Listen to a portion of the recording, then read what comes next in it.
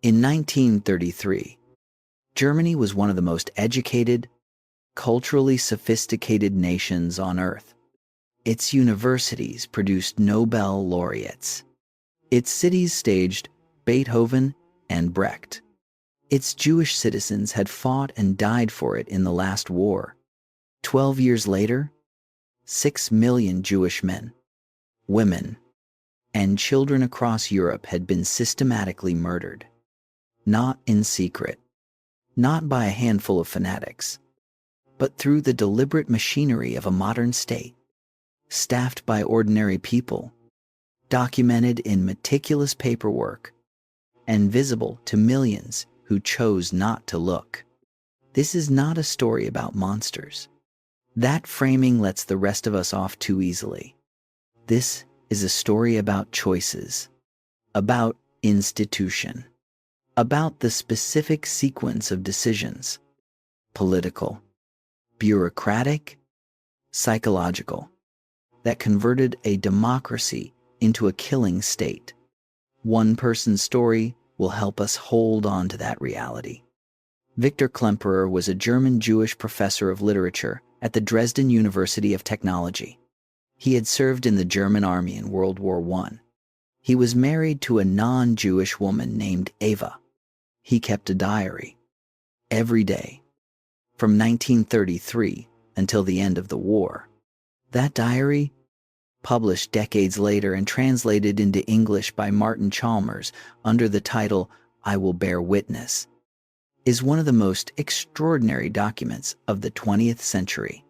It recorded, in real time, what it felt like to watch a civilized society dismantle itself from the inside, one restriction at a time, one silence at a time.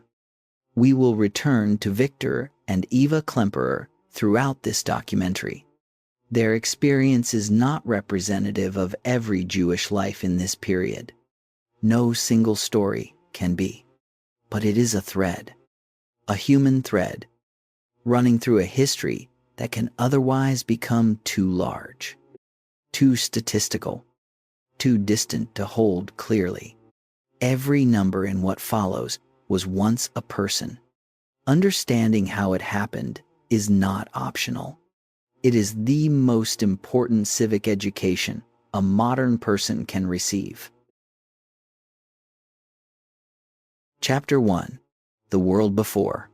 Jewish Life in Europe. Picture a street in Berlin in the spring of 1932. The city is alive with argument. In the cafes, people debate politics with the intensity of people who sense that something is coming but cannot agree on what it is. The newspapers carry competing voices. The theaters are staging work that would not be permitted anywhere else in Europe. Berlin, in 1932, is one of the great cities of the modern world, restless and brilliant, and genuinely uncertain about its future. On that street, a Jewish family is going about its mourning. The father is a physician. He trained at Humboldt University. His daughter is studying law. His son plays in a youth orchestra. They speak German, think in German, dream in German. Their family has lived in Germany for generations. Their grandfather fought in the Franco-Prussian War of 1870 and kept his military medals in a wooden box on the mantelpiece. They are Jewish, and on most days, in most ways. That fact sits alongside their German identity, the way religion sits alongside nationality for millions of people in modern societies. Present, meaningful, but not a wall between them and the world they inhabit. This family is not exceptional. They are representative of something that popular memory of the Holocaust sometimes struggles to hold clearly. The catastrophe that is coming did not fall on a separate, isolated people living apart from European society. It fell on people who were, by every meaningful measure, part of that society. Understanding who was destroyed requires understanding who they actually were. The Jewish presence in Europe was not recent. Jewish communities had existed on the European continent for more than 2,000 years, predating the formation of most modern nation-states by centuries. In Germany, Jewish communities were documented as far back as the 4th century. In France, in Poland, in the territories that would become Austria and Hungary, Jewish life had deep, continuous roots that outlasted empires, plagues, and the redrawn borders of repeated wars. By the early 20th century, European Jews were not a monolithic community.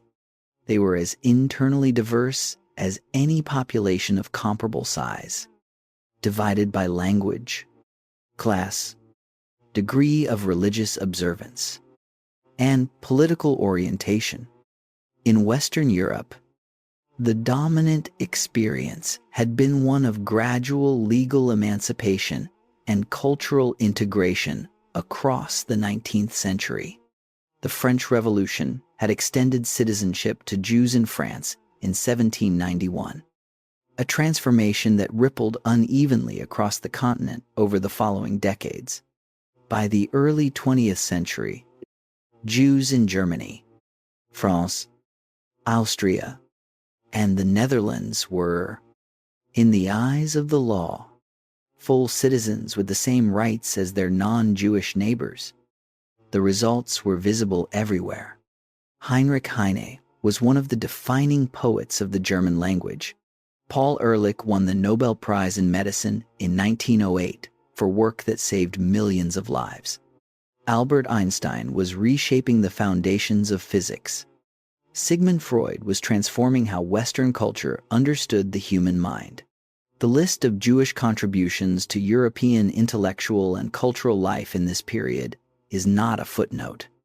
It is central to the story of European modernity itself. Viktor Klemperer was himself a product of this world. He held a professorship at a German university. He wrote scholarship on French literature. In the early entries of his published diary, as translated by Martin Chalmers, he described himself as someone who felt more German than Jewish, and who could not believe that Germany would turn against people like himself, people who had spent their lives building something inside the culture they had been born into. That belief was not naive. It was evidence-based. It was based on the trajectory of the previous century. Anti-Semitism had long existed in European society, sometimes in law and sometimes in culture, sometimes in organized violence. But Nazi Germany would transform prejudice into the central organizing principle of a modern state in a way that had no true precedent in any Western democracy of the modern era. In Eastern Europe, the picture was different and, in important ways, harder. The Jewish communities of Poland, Russia, Romania, and the Baltic states had faced more persistent legal restrictions and more frequent outbreaks of organized violence. The pogroms of Tsarist Russia, state-tolerated and sometimes state-organized massacres of Jewish communities, had driven more than 2 million Jews westward and toward the Americas between 1880 and 1914.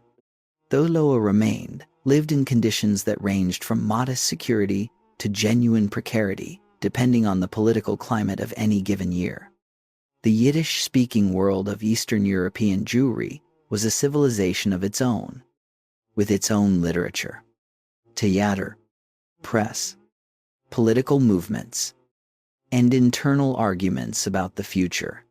Some looked toward socialism, some toward Zionism and the dream of a Jewish homeland, some toward religious tradition as the anchor against an uncertain world. These were not passive communities waiting for history to happen to them.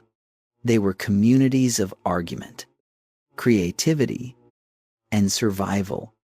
What united Jewish life across this enormous diversity was something that scholars of this period return to repeatedly: a deep investment in the societies they inhabited, a belief earned through generations of gradual progress.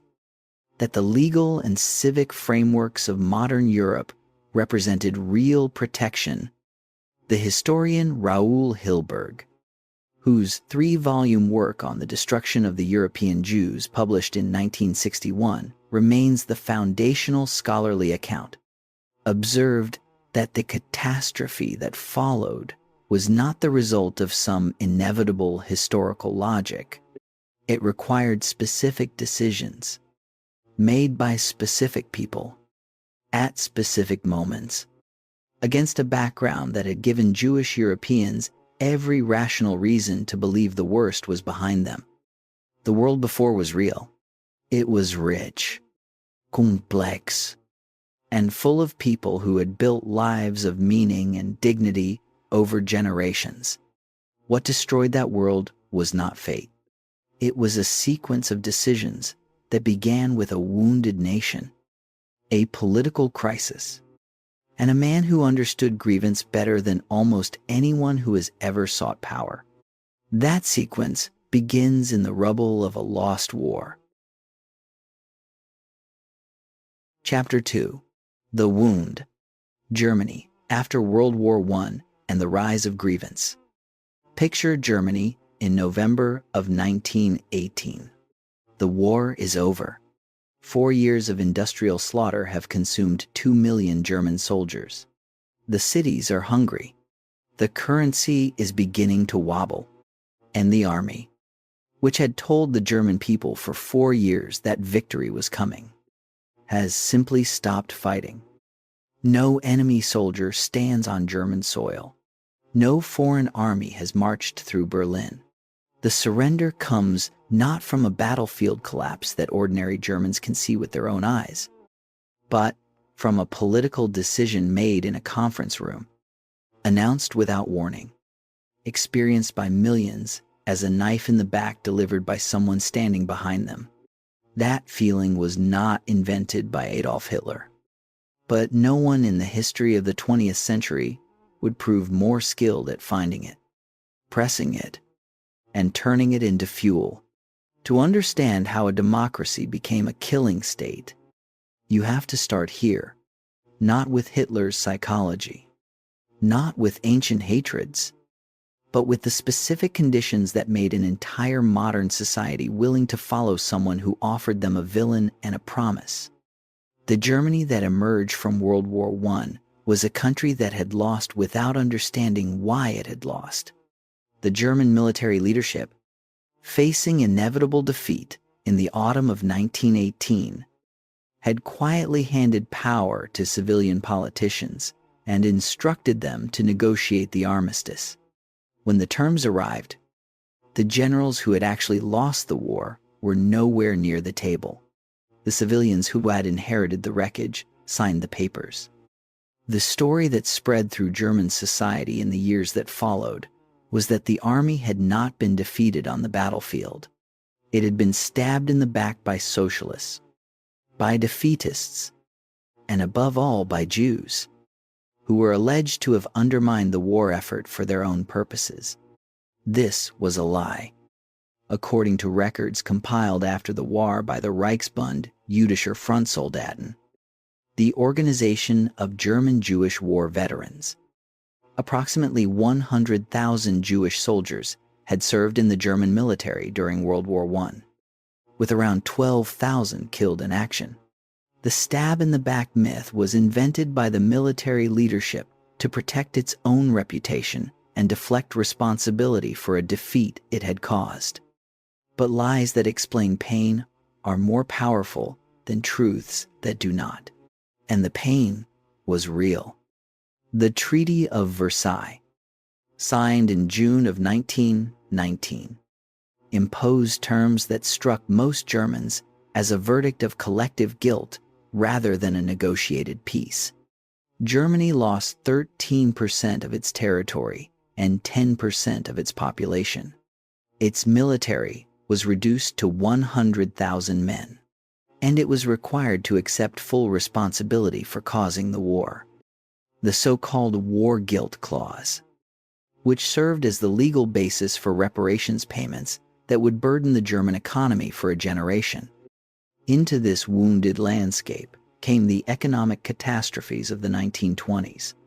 The hyperinflation of 1922 and 1923 destroyed the savings of millions of middle-class German families virtually overnight.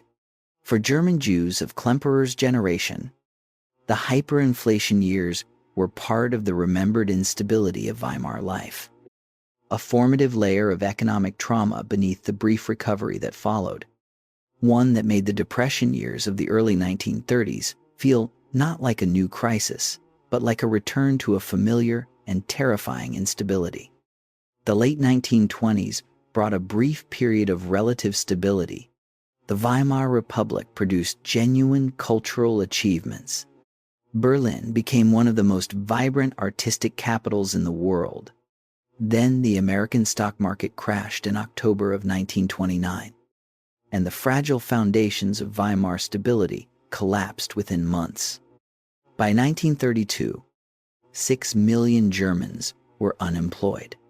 That figure represented nearly a third of the working population. Soup kitchens stretched around city blocks. The political center, the democratic parties that had governed the Republic through its turbulent decade, had no answers that seemed adequate to the scale of the crisis. Into that vacuum, two movements offered certainty where the center offered only management. The Communist Party promised revolution. The Nazi Party promised restoration. Adolf Hitler had been a marginal figure through most of the 1920s. The Nazi Party received 2.6% of the vote in the federal elections of 1928, 2 years later, after the Depression had begun destroying the stability that had kept most Germans from listening to extremists. The party received 18.3%.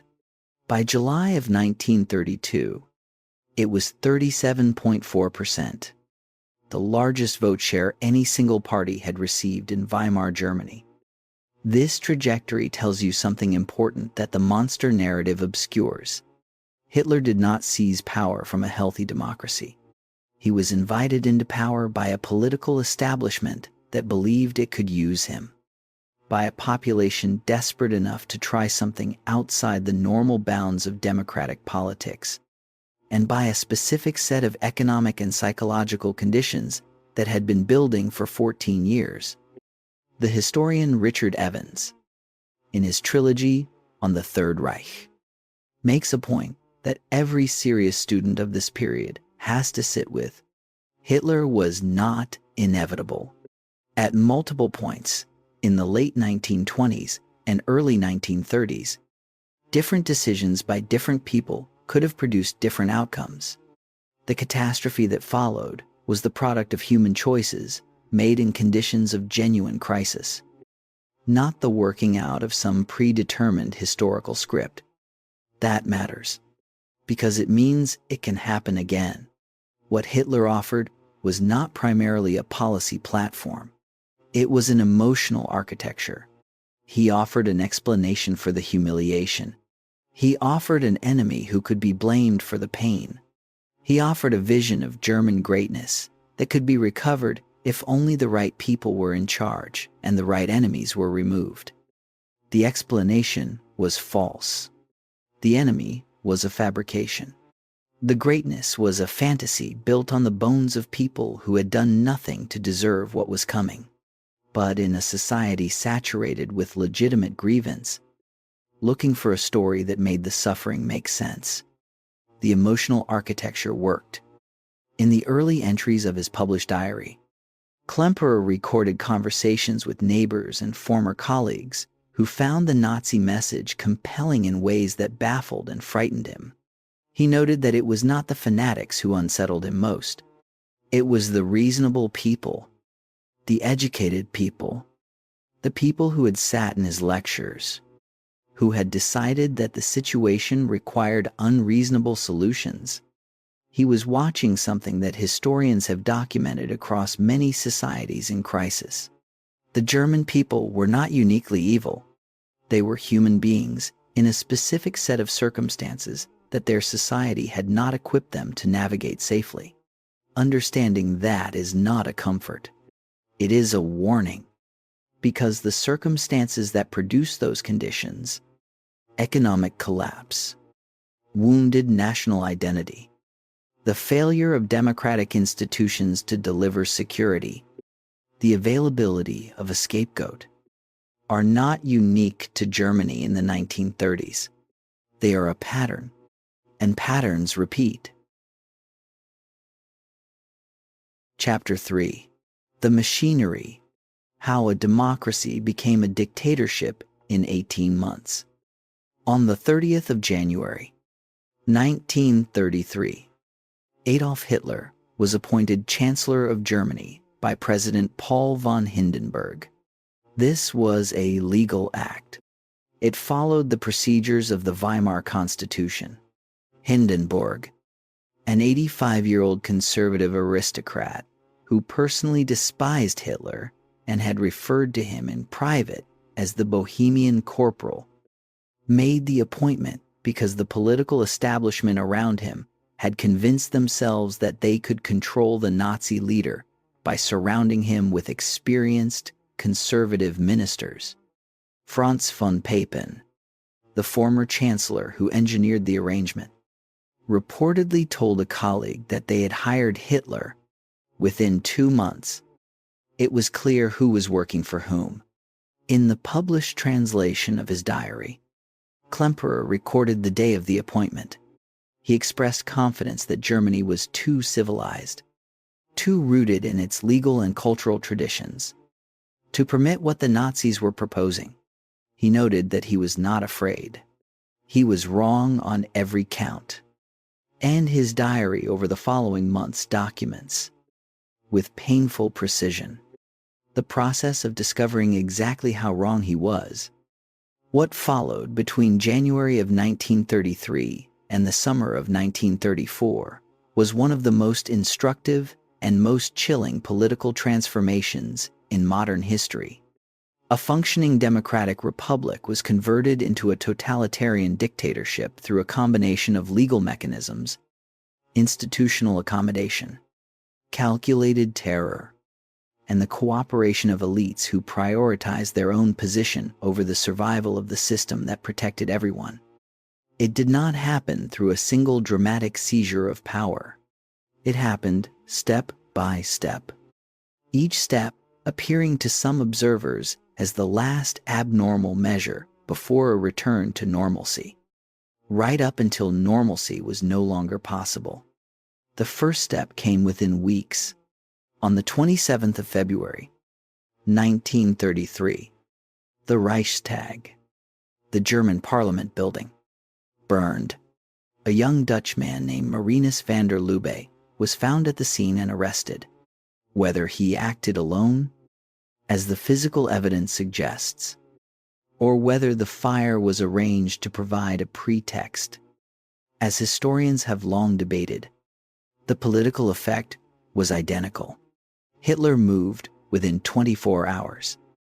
The Reichstag fire decree, signed by Hindenburg the following day, suspended the constitutional protections that the Weimar Republic had guaranteed: freedom of speech, freedom of the press, freedom of assembly, the right to privacy, protection from arbitrary arrest, all of it suspended indefinitely in the name of emergency.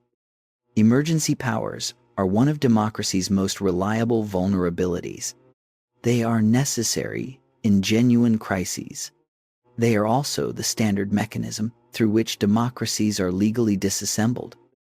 The Enabling Act, passed by the Reichstag on the 23rd of March, transferred legislative power from Parliament to Hitler's cabinet for 4 years. It required a 2/3 majority. The Nazis did not have a 2/3 majority. They achieved it through a combination of factors that required the cooperation of institutions that should have resisted. Communist members of Parliament had already been arrested under the fire decree and could not vote. Stormtroopers lined the streets outside the building and packed the galleries inside. The Social Democrats voted unanimously against. A moment of institutional courage that the historical record preserves with clarity. The Catholic Center Party, calculating that accommodation would protect Catholic institutional interests, provided enough votes to reach the threshold. It is important to note that not all Catholic leaders accepted this calculation. Some bishops and priests who opposed the regime paid for that opposition with imprisonment or death. The institutional decision of the Center Party did not reflect a monolithic Catholic response. And that distinction matters for historical accuracy. The Enabling Act was the legal death certificate of Weimar democracy. What followed was a process the Nazis called Gleichschaltung, coordination or synchronization. Every institution in German society was brought into alignment with Nazi control. Trade unions were dissolved. Political parties were banned one by one until, by July of 1933, the Nazi Party was the only legal party in Germany. State governments lost their autonomy. The press was brought under state editorial control. Professional associations for lawyers, doctors, teachers, and journalists were restructured to exclude Jews and enforce ideological conformity. Within 6 months of Hitler's appointment, Germany had gone from a multi-party democracy with an independent press and functioning civil society to a one-party state in which every significant institution answered to the Nazi Party. Klemperer felt it immediately and personally. In April of 1933, he was placed on administrative leave from his university position. The law that authorized this, the law for the restoration of the professional civil service, was passed on the 7th of April, barely 10 weeks after Hitler's appointment. It required the dismissal of Jews and political opponents from government employment. His diary, as documented in the published translation by Martin Chalmers, records his response to the silence of colleagues who had known him for years. People who had shared meals with him, cited his scholarship, debated literature with him over coffee. Some expressed private sympathy. None made a public protest. He noted not so much anger at their silence as a cold recognition of what that silence revealed about the fragility of the world he had believed in. The historian Ian Kershaw, in his biography of Hitler, describes this period as one in which the cooperation of Germany's traditional elites was secured not only by terror, but by the genuine belief, widespread among judges, generals, civil servants, and business leaders, that the new order served their interests and could be managed from within. This is what the cooperation of elites and the silence of institutions means in practice. It means judges who found ways to interpret their oaths that made compliance possible. It means generals who calculated that their institutional interests aligned with the new regime. It means professors who did not protest the dismissal of Jewish colleagues because the disruption to their own position seemed too high a price to pay. It means 1,000 small accommodations that each person could rationalize individually, and that together built the structure of totalitarian control. The Nuremberg Laws of September 1935 represented the next significant threshold. These two statutes stripped German Jews of their citizenship and made them subjects without legal standing. They prohibited marriage and sexual relations between Jews and non-Jews. They defined Jewishness in racial terms, creating bureaucratic categories based on the religion of grandparents. Klemperer documented the Nuremberg laws in his diary with a combination of outrage and a precise, almost scholarly attention to the language being used. He had begun, during these years, to develop what would become his most original scholarly contribution, a systematic study of how the Nazi regime was corrupting the German language itself, replacing clear words with euphemisms designed to make brutal things sound administrative. He called this project LTI, Lingua tertii imperi, the language of the Third Reich. What began as a personal coping mechanism, the scholar's instinct to analyze what he could not stop, became a record of how totalitarian systems use language as a tool of control. He noticed that each new restriction arrived wrapped in legal language that made persecution sound like policy. And he noticed that most people around him accepted that language without questioning what it was covering. By 1935, Jews in Germany had lost their citizenship, their right to work in most professions, their access to a growing list of public spaces and services. Each restriction was implemented through legal instruments, signed by officials, filed in archives, announced in newspapers. This is the point this chapter has to make clearly, because it is the point most resistant to comfortable belief. The Holocaust did not begin with gas chambers. It began with paperwork. It began with lawyers writing laws, and bureaucrats filing forms, and judges applying statutes. In a process so legalistic, so procedural, so thoroughly documented that the records of it fill entire archives, the gas chambers came later, at the end of a progression that had many earlier stopping points where different choices could have produced different outcomes. Understanding that progression is not about assigning equal blame to every person in German society.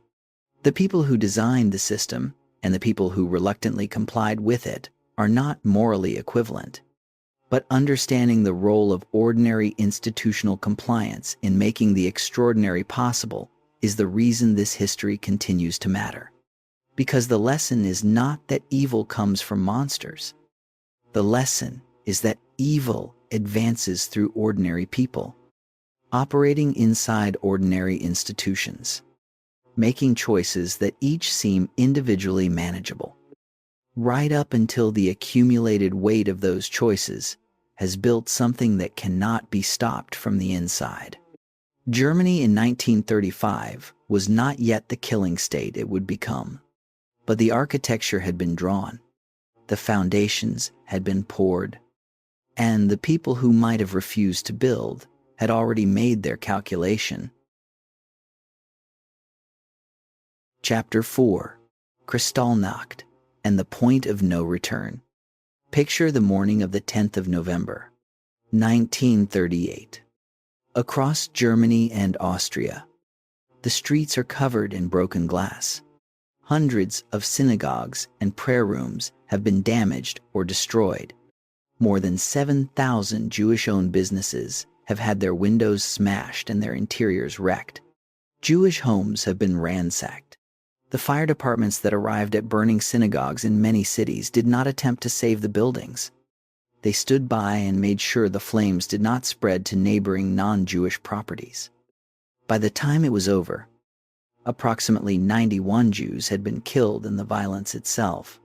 30,000 Jewish men were arrested in the days that followed when sent to concentration camps at Dachau, Buchenwald, and Sachsenhausen, where hundreds more died from abuse and brutal conditions before being released months later. The name given to those 2 days was Kristallnacht, the Night of Crystal, derived from the glittering carpet of shattered glass that covered the streets of German cities. The name has always carried an uncomfortable aesthetic quality, as though the destruction were something fragile and beautiful rather than what it actually was. Many historians and educators today prefer the term November pogrom, which carries no such ambiguity. The official pretext was the assassination of a German diplomat in Paris. Ernst von Roth had been shot by Herschel Greenspan, a 17-year-old Polish-Jewish refugee whose family had been forcibly expelled from Germany to Poland in brutal conditions weeks earlier. The Nazi leadership seized on the assassination as justification for what followed. But Kristallnacht was not a spontaneous eruption of popular anger. It was organized. The orders went out through the Nazi party apparatus. The stormtroopers and SS units that carried out most of the violence were acting on instructions. The morning after, the Nazi government fined the Jewish community 1 billion Reichsmarks for the damage, on the grounds that the Jews themselves had provoked the violence. Klemperer was in Dresden when it happened. His diary entries from those days, as documented in the published translation by Martin Chalmers, record the experience of walking out in the morning and seeing the synagogue on his street in ruins. He noted the presence of police officers who stood watching and did nothing. He noted neighbors who passed by and looked away. He recorded not only the physical destruction, but the specific quality of the silence around it. The way ordinary people went about their morning routines, while a building that had stood for generations burned beside them. In his diary, Klemperer wrote about the fear that came not from the violence itself, but from the community's silence in its presence. What makes Kristallnacht the point of no return in this story is not only its scale, it is what happened afterward, both inside Germany and beyond its borders. Inside Germany, the pace of anti-Jewish policy accelerated dramatically. Jews were barred from owning businesses. Jewish children were expelled from German schools. Jews were required to sell their remaining property at a fraction of its value in a process called Aryanization. The walls of the legal trap were closing faster now. Beyond Germany's borders, something equally consequential happened. Almost nothing. Governments around the world issued statements of concern. Newspapers in Britain, France, and the United States published photographs of burning buildings and broken storefronts. President Franklin Roosevelt recalled the American ambassador from Berlin in protest. The strongest diplomatic response any major power offered. He did not propose increasing the quota for Jewish refugees seeking entry to the United States. That detail matters enormously, because the question of where Europe's Jews could go was not theoretical. It was practical and urgent. And the answer the world gave in 1938 was, in most cases, not here. The Evian Conference had already provided the clearest international answer 5 months before Kristallnacht. In July of 1938, 32 nations gathered at the French resort town of Evian-les-Bains at the invitation of President Roosevelt to discuss the refugee crisis created by Nazi persecution. The conference lasted 9 days. Country after country explained, with varying degrees of diplomatic regret, why it could not accept significant numbers of Jewish refugees. The Dominican Republic was the only nation at the table that offered to accept a substantial number of refugees, proposing to take up to 100,000. Every other major nation either declined outright or offered responses so hedged with conditions as to be effectively meaningless. It is important to acknowledge that some individuals within these governments pushed hard for more generous responses, and that some countries, most notably Denmark, would later distinguish themselves through remarkable acts of collective rescue. The failure at Evian was a failure of governments and of political will, not a uniform reflection of every person within those societies. But the message that the Evian Conference sent to the Nazi government was not subtle. The historian David Wyman, in his study of American responses to the Holocaust, published in 1984, argued that when perpetrators observe that the international response to their actions is diplomatic language and closed borders, they draw conclusions about the limits of international constraint. After Kristallnacht, the Nazi leadership drew exactly those conclusions. Klemperer did not leave Germany. His marriage to Eva, who was not Jewish, provided him with a fragile legal protection that he clung to even as its reliability eroded. His diary from this period records the names of friends and former colleagues who had managed to emigrate to America, to Palestine, to Britain, to South America. Each departure was a small goodbye to a world he had known. He stayed. He documented. He kept writing. There is a word for the condition of a person who has been stripped of citizenship, subjected to organized violence, fined for being the victim of that violence, and denied refuge by the nations whose democratic values they had been told to admire. The word is abandoned. What came after abandonment was not inevitable in any mechanical sense. There were still decisions to be made, still moments where the direction could have changed. But after November of 1938, the direction of Nazi policy had a momentum that the closed doors of 32 nations had done nothing to slow. The world had been shown what was happening. It had looked, and while there were individuals and some communities who found ways to help, the governments of the world's democracies had collectively turned away. That turning away was not a passive act. It was a choice. And, like all choices made at critical moments, it had consequences that extended far beyond the people who made it. Chapter 5. War as Cover. How World War II Changed the Calculus of Murder.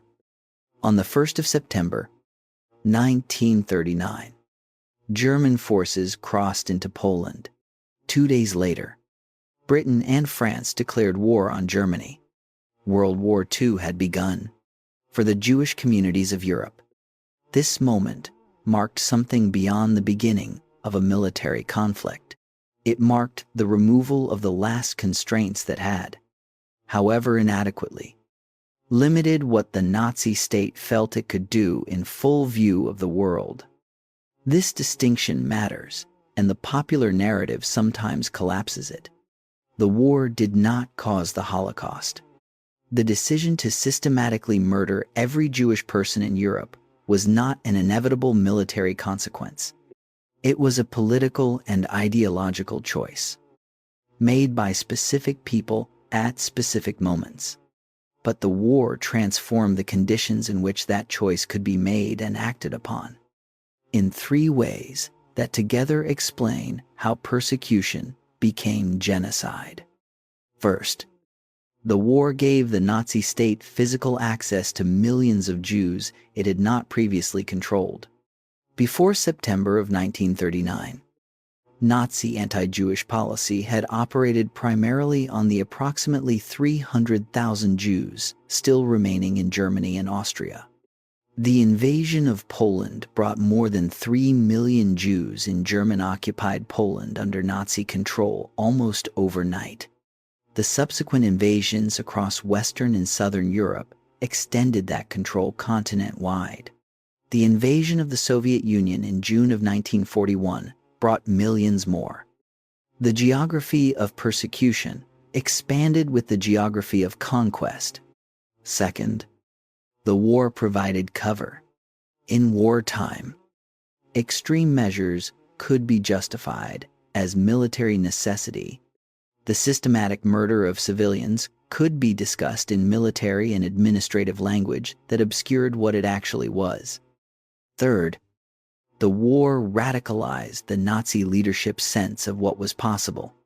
Each escalation that did not produce significant international consequences moved the threshold of what could be contemplated further in the direction of total destruction. The invasion of Poland in September of 1939 brought immediate brutality. Within months, the process of concentrating Polish Jews into designated urban areas began. The Warsaw Ghetto, established in November of 1940, eventually enclosed more than 400,000 people in an area of roughly 1.3 square miles, with food rations set deliberately below subsistence level. Starvation was policy. The Warsaw Ghetto's death rate from hunger and disease, before the deportations to extermination camps began, reached approximately 5,000 people per month at its peak. This was not a side effect of wartime shortage. It was a calculated result of deliberate decisions about how much food to allow through the sealed perimeter. For Klemperer, The war years in Dresden brought a different kind of tightening. His diary documents a steady accumulation of restrictions that each seemed in isolation, almost manageable, but that together were constructing a world in which he and Eva could barely function. As documented in the published translation by Martin Chalmers, he recorded being required to wear the yellow star in public from September of 1941 onward, being moved with Eva into a designated Jewish house, sharing cramped quarters with other Jewish residents, and being assigned to forced labor in a factory. His diary entries from these months record not dramatic suffering, but the grinding daily reality of systematic exclusion from every aspect of the life he had built. He noted in his diary that the non-Jewish Dresdeners he passed on the street looked through him as though he had already become invisible. The systematic mass murder that defines the Holocaust as distinct from the persecution and starvation that preceded it began in the East, with the invasion of the Soviet Union. Operation Barbarossa, launched on the 22nd of June, 1941, was conceived by Hitler not as a conventional military campaign, but as a war of racial and ideological annihilation.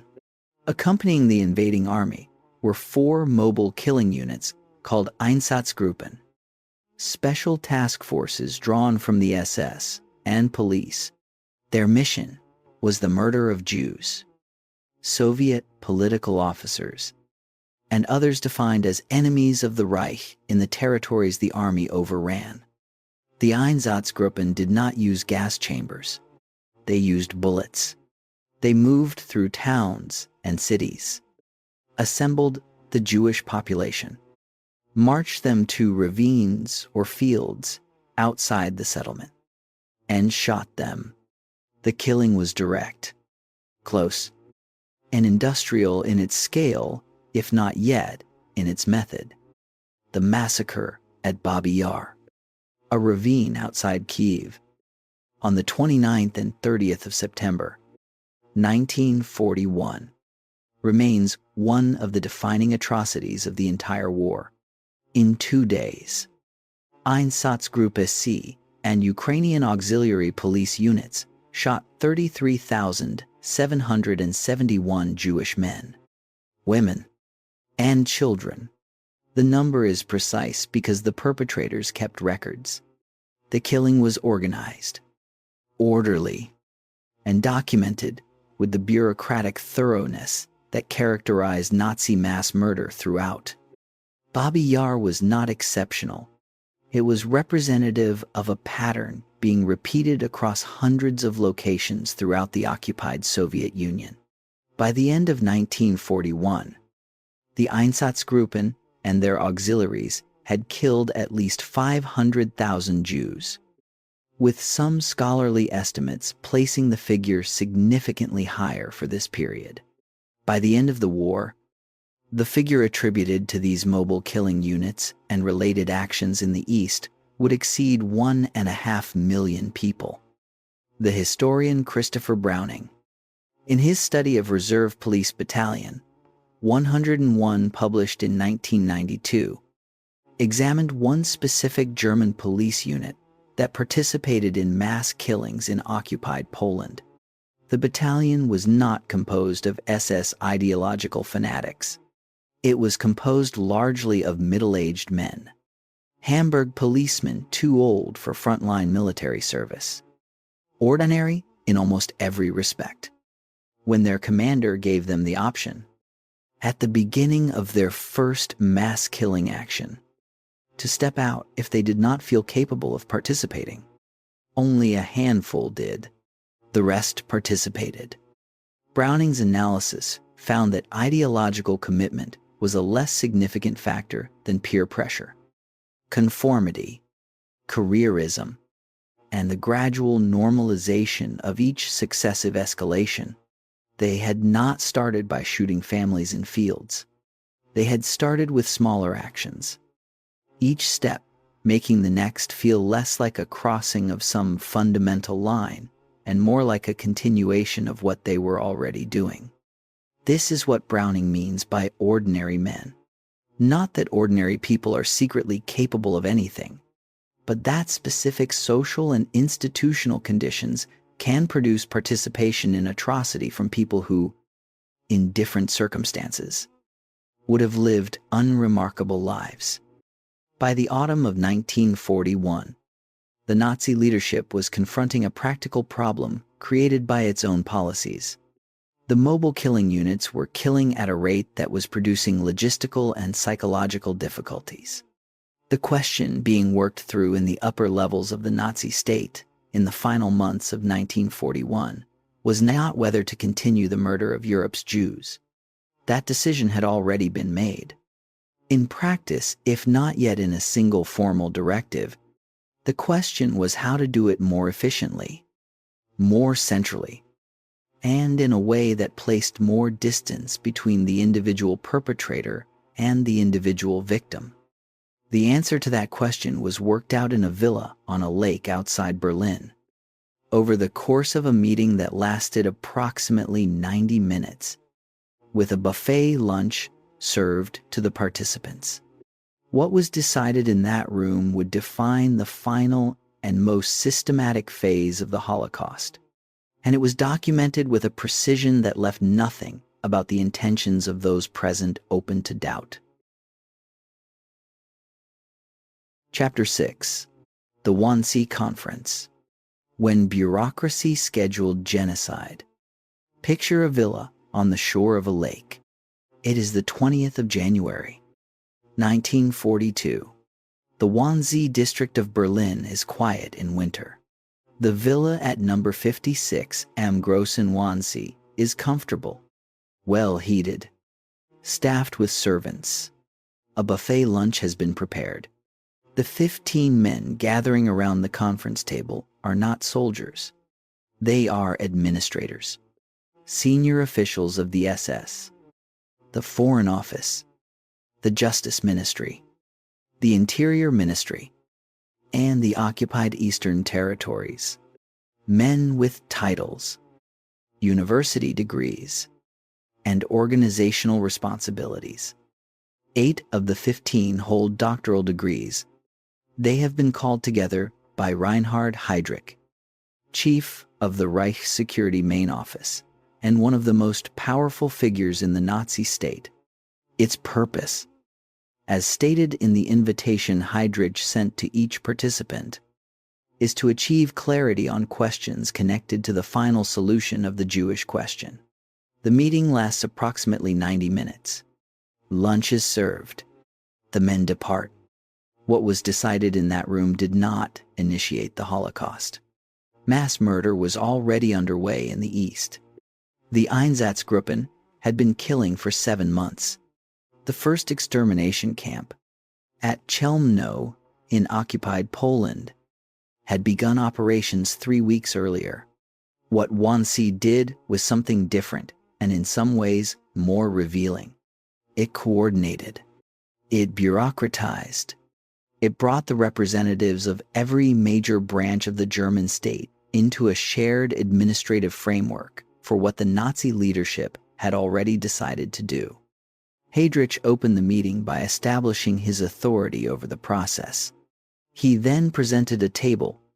The table listed the Jewish population of every country in Europe, occupied and unoccupied, friendly and hostile.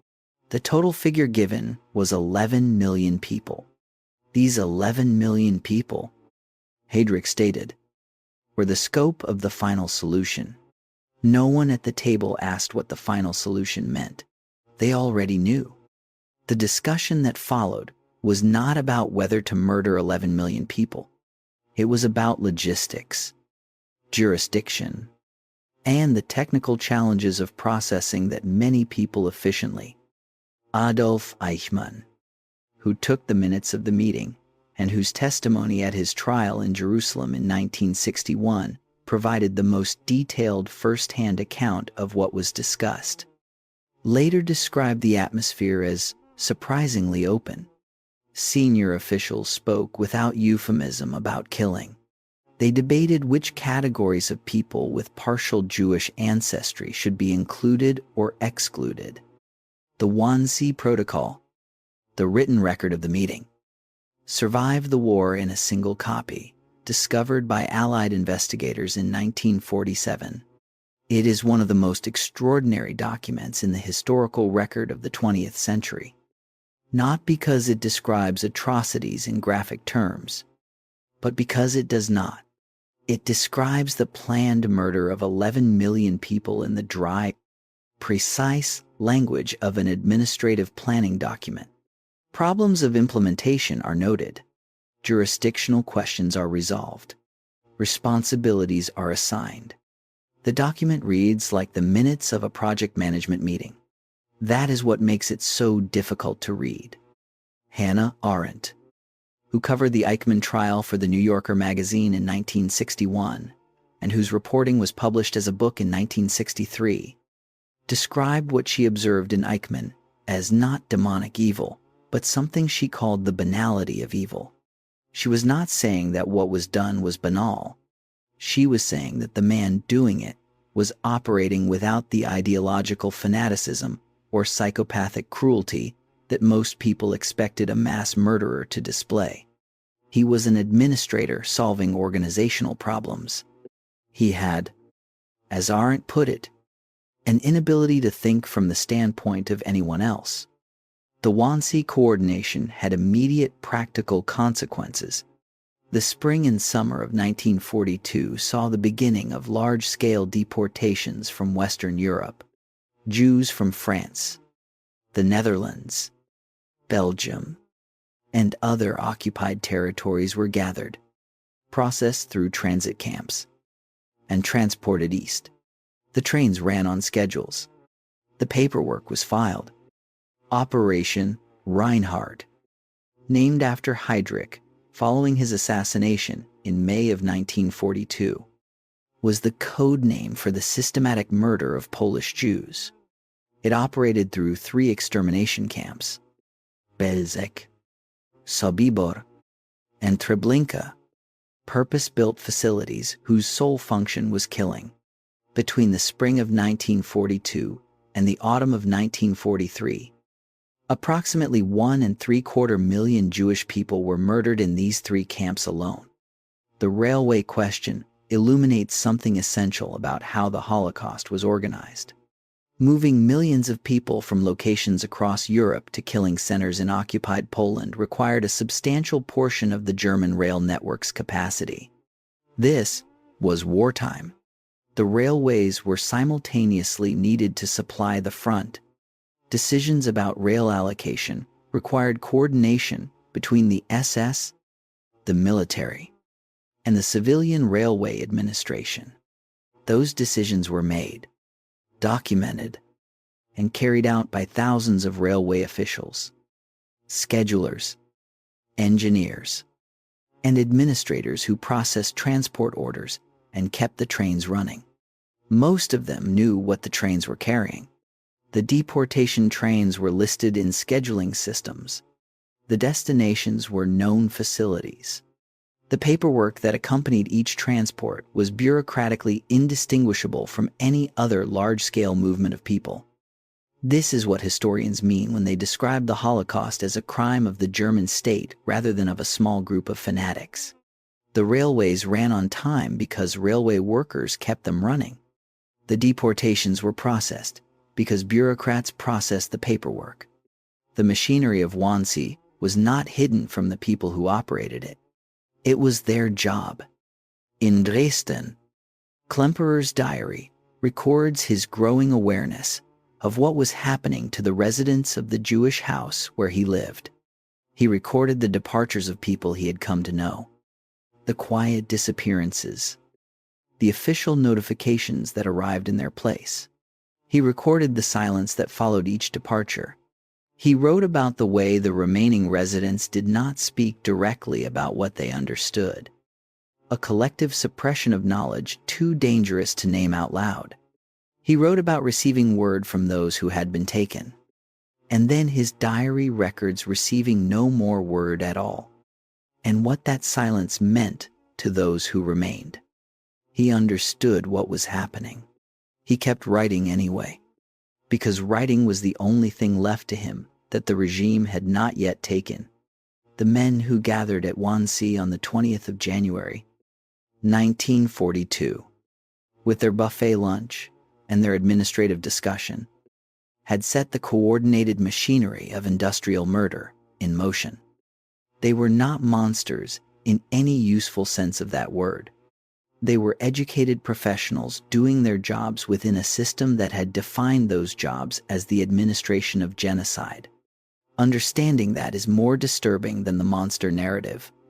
Because monsters are rare, educated professionals doing their jobs are everywhere. Chapter 7. The Camps. What the word extermination actually meant.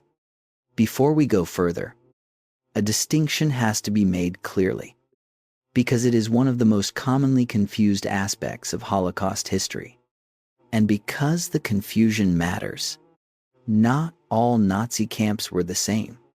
The term concentration camp is often used as a general term for all Nazi detention facilities.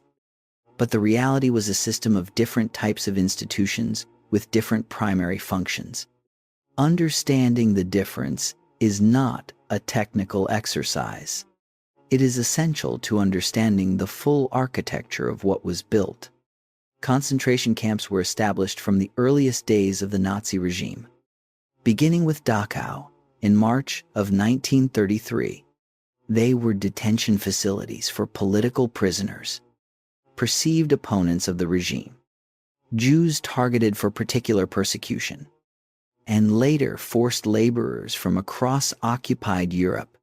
Life in the concentration camps was brutal beyond ordinary comprehension. Prisoners were subjected to systematic violence, starvation, forced labor under lethal conditions, and medical experimentation.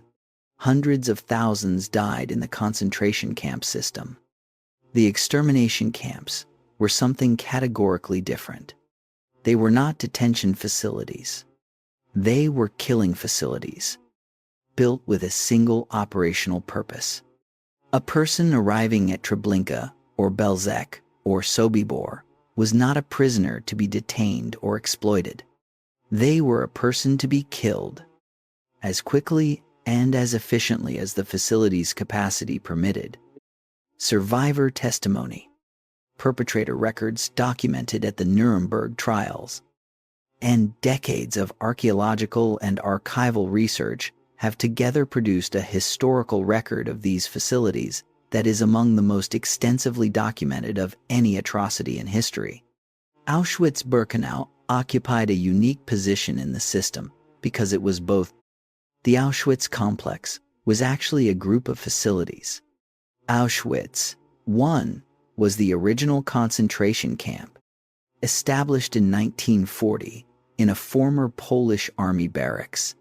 Auschwitz II, known as Birkenau, was built from 1941 onward as both a massive concentration camp for forced labor and an extermination facility on a scale that dwarfed the Operation Reinhard camps.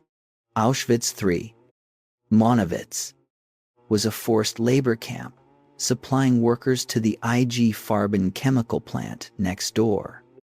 The selection process at Auschwitz-Birkenau has been documented through survivor testimony, SS records, and the accounts of multiple perpetrators at post-war trials.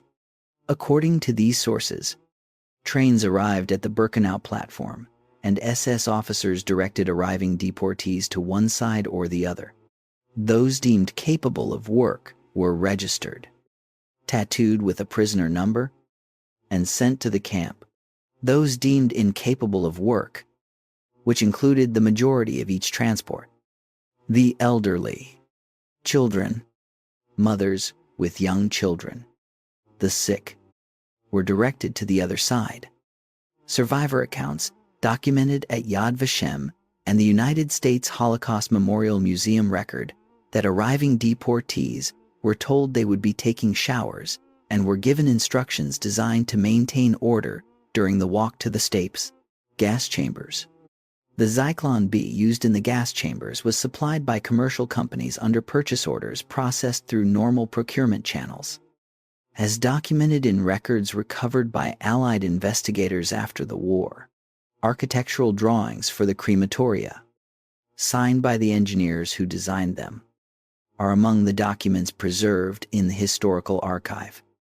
The bodies were removed by prisoners assigned to this work, members of the Sonderkommando, Jewish prisoners forced to carry out this task under threat of immediate death. The Sonderkommando knew that their own survival was temporary. In October of 1944, the Sonderkommando at Birkenau staged an armed revolt, destroying one of the crematoria with smuggled explosives. The revolt was suppressed. Most of its participants were killed. The story of how the explosives were smuggled into the camp, passed hand to hand by Jewish women working in a munitions factory, belongs to the chapter on resistance that follows this one. The numbers associated with Auschwitz-Birkenau are so large that the human mind struggles to hold them. The historian Nikolaus Wachsmann, in his comprehensive history of the Nazi concentration camp system, published in 2015, estimates that approximately 1 1/10 million people were killed at Auschwitz-Birkenau. Approximately 900,000 of them were Jewish. The others included Polish political prisoners, Soviet prisoners of war, Roma, and others. They came from across occupied Europe, transported by the railway system that the Wannsee coordination had built into a mechanism of continental murder. 1 1/10 million people at one camp. The camp system as a whole has been documented by decades of historical research as comprising more than 1,000 separate facilities across occupied Europe. A 2013 United States Holocaust Memorial Museum study documented more than 42,000 Nazi camps and ghettos in Europe during this period. A figure that reflects the enormous geographic reach of the system and that surprised even specialists when it was published. This scale tells you something important.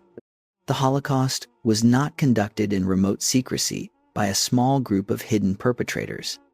It was conducted across the geography of occupied Europe, in facilities that required local knowledge to operate, that were visible to surrounding populations, that employed thousands of guards and administrators, and that required the integration of railways, local police forces, municipal administrations, and commercial suppliers to function. The historian Deborah Lipstadt has documented how perpetrators at every level of the system generated paperwork that has survived: transport manifests, arrival records, death registers, supply orders submitted to commercial suppliers, architectural drawings signed by the engineers who designed the facilities. The Holocaust is the most extensively documented genocide in history, not because historians reconstructed it from fragments, but because the perpetrators documented it themselves. In the ordinary course of bureaucratic operation, the medical experiments conducted at Auschwitz and other camps by SS physicians require specific acknowledgement because they represent a particular violation of a profession built on the obligation to do no harm. These experiments were conducted without consent, without legitimate medical purpose, and caused suffering, permanent injury, and death. They included experiments on twins, experiments related to forced sterilization, experiments simulating conditions of extreme cold and altitude, and others documented in detail at the doctor's trial conducted at Nuremberg between 1946 and 1947. The participation of trained physicians in the camp system, from the selection platform to the experimental facilities, raises questions about professional ethics and institutional complicity that the medical community has spent decades confronting. and that remain relevant to discussions of medical ethics today. The liberation of the camps by Allied forces, beginning in 1944 and continuing through the spring of 1945, confronted soldiers with conditions that most of them had no framework to absorb. The testimony of American, British, and Soviet soldiers who entered the camps is consistent across national origin and individual experience. Nothing in their military training, nothing in their understanding of what war could produce, had prepared them for what they found. General Dwight Eisenhower visited the Ohrdruf concentration camp in April of 1945, shortly after its liberation. He immediately ordered every available American soldier and officer in the area to tour the camp. He brought in journalists and members of Congress. He was explicit about his reasoning. He wanted to create as much evidence as possible so that no one could later claim the atrocities had not occurred. He was thinking, with the clarity of a man standing in the middle of an atrocity, about the future. He was right to think about it. The civilized society that built this system had provided an answer to the question this documentary began with. It had answered through the cooperation of its institutions, the compliance of its professionals, and the silence of its bystanders. The answer was documented in paperwork, in railway schedules, in architectural drawings, and in the testimony of the people who survived. The reckoning with that answer is where the story goes next. Chapter 8: The Bystanders, the Collaborators, and the Few Who Refused. Picture a street in Amsterdam in the summer of 1942. A family watches from behind a curtain as their Jewish neighbors are ordered out of their apartment building by German officers and Dutch police. The neighbors have lived next door for 11 years. Their children played together. The father borrowed tools. The mother exchanged recipes. Now the family behind the curtain watches the neighbors being loaded onto a truck. They do not open the door. They do not say anything. The truck drives away. They are not monsters. They are frightened people making a calculation that most human beings in that situation would recognize, even if they would prefer to believe otherwise about themselves. This chapter is the most uncomfortable one in this documentary, not because it describes the worst atrocities. It is uncomfortable because it is about the rest of us, about the people who were not perpetrators and not victims, but who occupied the enormous middle space of the Holocaust. The people who saw, who knew, who calculated, and who chose. Understanding those choices, honestly, is one of the most important things this history has to offer. Start with what bystanders actually knew. The Holocaust was not a secret operation successfully concealed from surrounding populations. The deportations from Western European cities happened in public. Neighbors watched.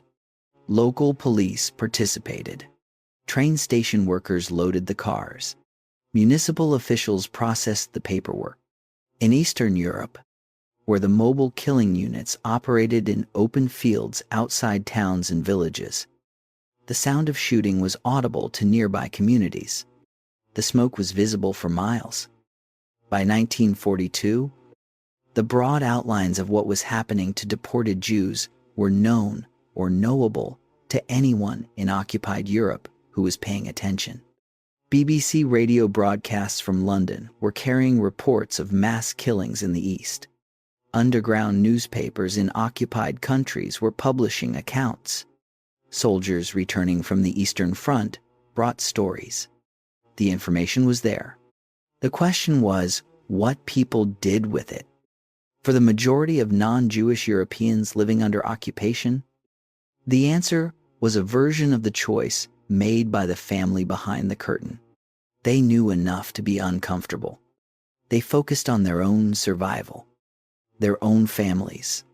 They told themselves that the situation was beyond their ability to affect. The psychology of bystanding has been studied extensively since the Holocaust. The social psychologists Bib Latane and John Darley, working from research conducted in the 1960s and 70s, identified what they called the bystander effect, the consistent finding that the presence of other people reduces the likelihood that any individual will intervene in an emergency. Each person assumes that someone else will act, or that the visible non-response of others is evidence that action is not required.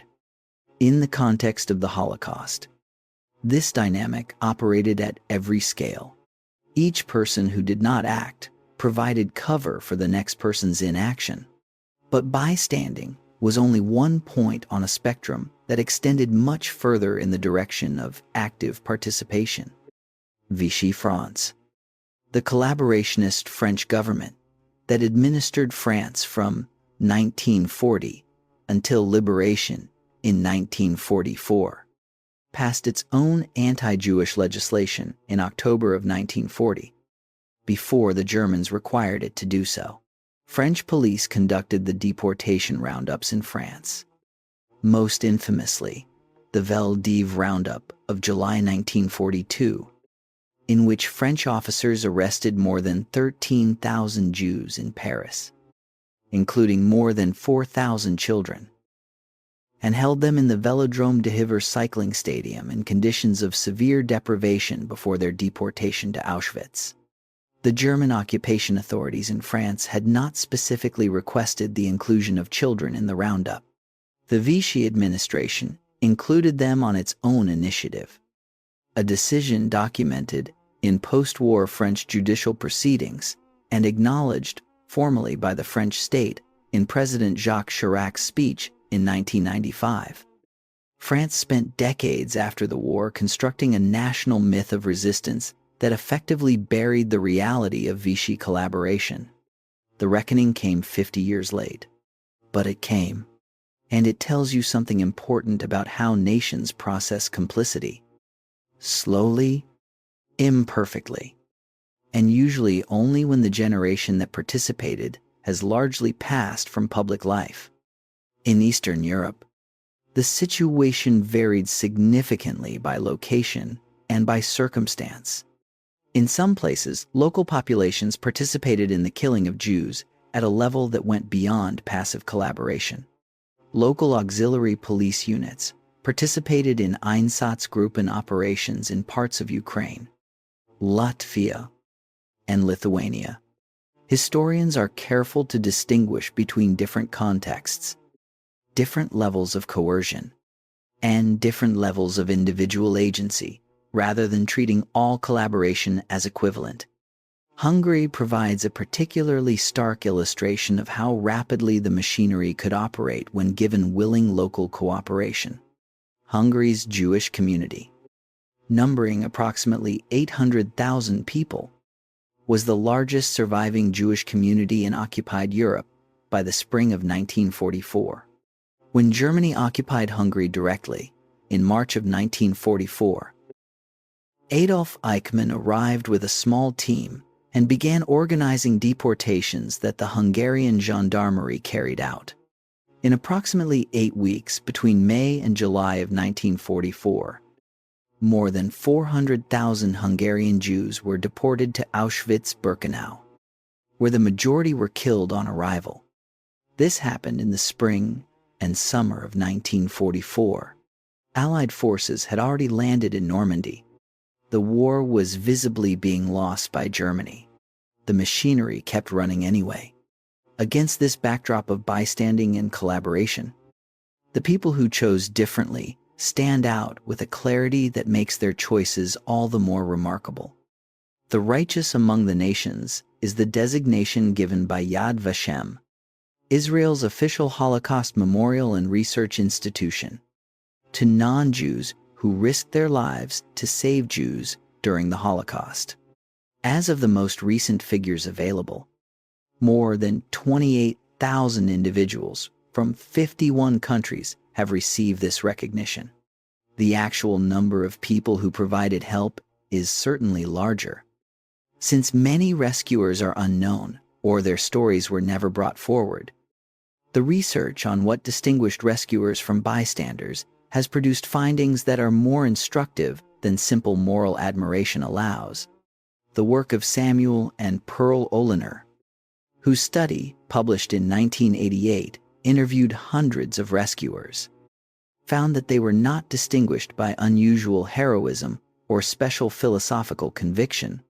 They were distinguished by specific experiences that had produced a capacity for empathy extending across group boundaries, and by the specific social relationships through which the opportunity to help initially presented itself. Many rescuers described their initial decision as almost reflexive. A Jewish neighbor or stranger appeared at their door needing help, and they helped. And then the help continued, escalating gradually from a single night's shelter to months of concealment. The initial decision was often less a grand moral commitment than an immediate human response to a specific person in immediate danger. That is worth sitting with. Raoul Wallenberg, the Swedish diplomat who arrived in Budapest in July of 1944 and issued Swedish protective passes to tens of thousands of Hungarian Jews, preventing their deportation, is one of the most celebrated rescuers in the historical record. His actions saved tens of thousands of lives in the final months of the war. He was arrested by Soviet forces in January of 1945 and died in Soviet custody. The exact circumstances of his death never fully clarified. Jan Karski, a Polish Catholic resistance courier, twice crossed into the Warsaw Ghetto and once into a transit camp, gathering evidence of what was happening to Polish Jews. In 1942 and 1943, he traveled to Britain and the United States and delivered personal reports to government officials, including President Roosevelt and Prime Minister Churchill. He told them what he had seen with his own eyes. He described the mass murder of the Jewish people in terms that left no room for doubt. He was not disbelieved. He was listened to with varying degrees of attention. And then the conversation moved to other subjects. The question of why information about the Holocaust, transmitted to Allied leaders by multiple credible sources from 1942 onward, did not produce more decisive intervention, is one of the most debated in Holocaust historiography. The answers involve a combination of the demands of military strategy, genuine disbelief at the scale of what was being reported, bureaucratic obstacles to refugee admission, and political calculations about domestic attitudes in the Allied countries. The bombing of the railway lines leading to Auschwitz-Birkenau, a proposal made by Jewish organizations to the Allied governments in 1944, was rejected on the grounds that it would divert resources from the war effort. Military planners who rejected the proposal were at that same moment authorizing bombing raids on industrial targets within visual range of the Auschwitz complex. The gap between what was known and what was done is one of the most important and least comfortable aspects of this entire history. It does not diminish the courage of those who chose differently. It frames it, and it returns us to the question this documentary began with. A civilized society had decided to destroy part of itself. The bystanders, the collaborators, and the institutions that looked away were not separate from that society. They were its fabric. The few who refused were not superhuman. They were ordinary people who made a different calculation at the moment of decision. The historical record preserves both groups with equal care, and it asks us, across the distance of decades, which calculation we believe ourselves capable of. Chapter 9. Resistance. The story that gets told too little. One of the most persistent and most damaging myths about the Holocaust is the image of Jewish victims going passively to their deaths without resistance. This myth has been used in the decades since the war to imply that Jewish people bore some share of responsibility for what happened to them. It is a myth that survivors have confronted with anger for generations. It is also historically false. Dismantling it requires understanding both the reality of Jewish resistance and the specific conditions that made resistance so extraordinarily difficult. Start with the conditions. The people targeted by the Nazi state were not a military force or an armed population. They were civilians, men, women, children, and the elderly, distributed across dozens of countries and communities that had no unified command structure. No weapons, stockpiles, no military training, and no external allies willing to supply them. They faced one of the most powerful military and police states in modern European history, with the full apparatus of the German armed forces, the SS, local police forces, and collaborating populations available to enforce compliance. They were also, in most cases, making decisions under conditions of extreme uncertainty about what deportation actually meant. The Nazi state worked deliberately to prevent knowledge of the extermination camps from reaching the people being deported. The language used was resettlement, labor in the East. The postcards that some prisoners were forced to write home from the camps after arrival, describing benign conditions, were instruments of deliberate deception designed to prevent the panic and resistance that knowledge would have produced. With all of that context established, the reality of Jewish resistance during the Holocaust is extensive, varied, and largely absent from popular understanding of this history. Armed resistance occurred in more than 100 ghettos across occupied Eastern Europe. In some cases, it succeeded in delaying deportations. In some cases, it inflicted significant casualties on German and auxiliary forces. In every case, it was conducted against overwhelming odds, by people with minimal weapons, no external support, and the knowledge that the price of failure would be catastrophic. The Warsaw Ghetto Uprising of April and May of 1943 is the most extensively documented example. By the spring of that year, the Warsaw Ghetto had been reduced from its peak population of more than 400,000 to approximately 60,000 survivors, the rest having been deported to the Treblinka extermination camp during the summer of 1942. Those remaining knew what deportation meant. They had chosen to stay and fight.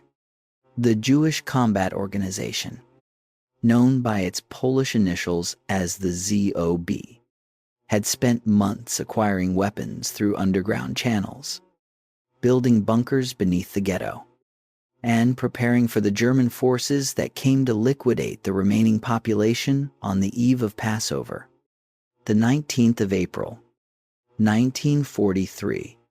When the German forces entered the ghetto, they were met with gunfire, Molotov cocktails, and homemade grenades. The SS commander, initially assigned to complete the liquidation in 3 days, reported back to his superiors that the operation would take longer than expected. It took the Germans, with their overwhelming military superiority, approximately 4 weeks to suppress the uprising. The ghetto was systematically burned, block by block. The fighters held their positions in the bunkers for as long as their ammunition, their food, and the breathable air lasted. Mordecai Anielewicz, the 23-year-old commander of the ZOB, died in the uprising. In a letter written to a colleague shortly before his death, he expressed that the dream of his life had been realized and that Jewish self-defense in the ghetto had become a reality. He had known from the beginning that the uprising could not succeed militarily in any conventional sense. That was not the point. The point was that Jewish people, faced with annihilation, had chosen to fight on their own terms, at the moment of their choosing, with the weapons available to them. The Sobibor extermination camp revolt of October 14, 1943, was one of the most operationally significant acts of resistance in the entire history of the Holocaust. Sobibor was a facility whose sole purpose was killing. Approximately 250,000 people had been murdered there by the time of the revolt. The uprising was organized by Alexander Pechersky, a Soviet Jewish prisoner of war who had arrived at the camp in late September of 1943. The plan was precise. On the afternoon of the 14th, Jewish prisoners lured SS officers individually to various workshops, where they were killed. Within 1 hour, 11 SS officers were dead. The prisoners then attempted a mass breakout through the main gate. Of approximately 300 prisoners who attempted to escape, roughly 50 survived the war. The camp was shut down by the Germans shortly afterward, and the site was plowed over in an attempt to conceal evidence of what had happened there. 50 survivors. From a facility that murdered 250,000 people, the ratio tells you what resistance looked like in those conditions. Beyond armed uprisings, Jewish resistance took forms that are less dramatic, but no less significant. Cultural resistance in the ghettos was systematic and deliberate. In Warsaw, Lodz, Vilna, and dozens of other ghettos, Jewish communities maintained schools, theaters, concerts, and literary publications under conditions of starvation and terror. The historian Emanuel Ringelblum organized a secret archive in the Warsaw Ghetto, a project that employed dozens of people to document ghetto life in real time, collecting testimonies, official documents, underground newspapers, and personal accounts. Ringelblum understood that the Nazis intended not only to kill Jewish people but to erase Jewish history. The archive was a direct act of resistance against that erasure. When deportations began, the archive was buried in metal containers beneath the ghetto. 2 of the 3 caches were recovered after the war. The third has never been found. The documents that survived became foundational sources for Holocaust historiography. Klemperer, still in Dresden, was conducting his own version of this resistance. Every day that he wrote in his diary was a day he chose documentation over despair. His meticulous recording of language, of restriction, of the small daily humiliations designed to make Jewish life in Germany impossible, was an act of the same impulse that drove Ringelblum to bury his archive in metal containers beneath a burning ghetto. The belief that the record mattered, that the specific details of how ordinary life was dismantled, Wort by Wort, law by law, mattered in ways that silence could not. He could not fight with weapons. He could not run. He could not organize. He could write, and he did, every day, until the day the deportation order came. Jewish partisans operated in the forests of Eastern Europe throughout the occupation. The Bielski Partisan, led by Tuvia Bielski in the forests of occupied Belarus, sheltered more than 1,200 Jewish men, women, and children while conducting operations against German forces and collaborators. Tuvia Bielski reportedly said that he would rather save 1 old Jewish woman than kill 10 German soldiers. More than 1,200 people survived the war in the Bielski forest camp. The myth of passivity is not only historically false, it is a continuation of the dehumanization the Nazis began to describe people who were systematically starved, deceived, stripped of every resource, and surrounded by overwhelming force as having failed to resist is to judge them by standards that their situation had made impossible, while ignoring the resistance that actually occurred.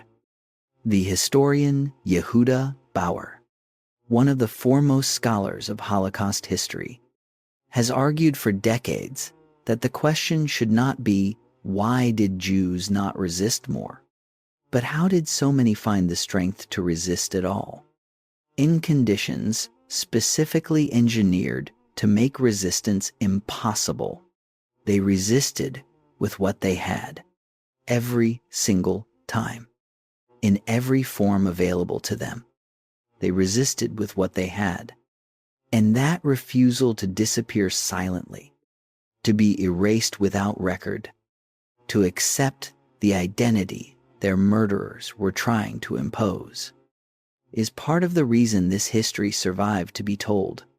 The fighters in the bunkers of Warsaw, the archivist burying his metal containers in the dark, the professor in Dresden writing in a diary he hid under floorboards. All of them were saying the same thing. We were here. We were human. And we will not let you pretend otherwise. Chapter 10. Liberation and the World That Looked Away. Picture a soldier walking through a gate. He is 22 years old.